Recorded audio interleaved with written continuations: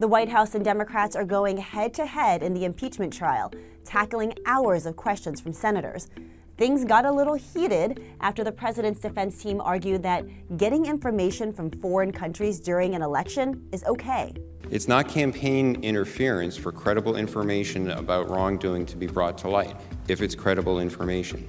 So I think that the idea that any information that happens to come from overseas is necessarily campaign interference is a mistake. I'm sorry. That's what I call corruption. And they can dress it up and find legalese, but corruption is still corruption. The two sides also debated the president's motives. There's always some personal interest in the electoral outcome of policy decisions, and there's nothing wrong with that. The impact on the election. It is not voiding the last election, it is protecting the next election. And of course, witnesses. Let's call John Bolton. Let's call Mick Mulvaney. Let's call other witnesses, subject them to cross-examination, and present the truth to the American people. Meanwhile, the White House is trying to block Bolton from publishing his book. In a letter to his attorney, the administration said it appears to contain significant amounts of classified information, some of which is top secret. The White House wants Bolton to remove that material.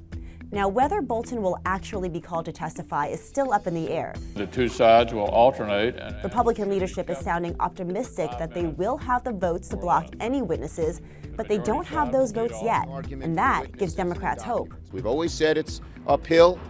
There's tremendous pressure from a vindictive, nasty president on every Republican senator.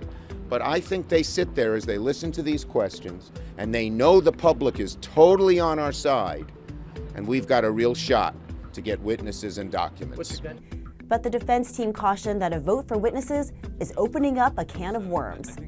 Here's who I want. I want Adam Schiff. I want Hunter Biden. I want Joe Biden. I want the whistleblower. I want to also understand there may be additional people within the House Intelligence Committee that have had conversations with that whistleblower. I get anybody we want. By the way, if we get anybody we want, we will be here for a very long time. And that could tie up not just the Democratic senators running for president, but also Republicans like Cory Gardner of Colorado and Martha McSally of Arizona, who are both facing tough races back home. Already, Club for Growth is running attack ads against Senator Mitt Romney in Utah for supporting witnesses. There's Mitt Romney threatening to vote with Democrats again. Senators on both sides of the aisle know that the stakes in this trial are high, both for the president and for their own political careers.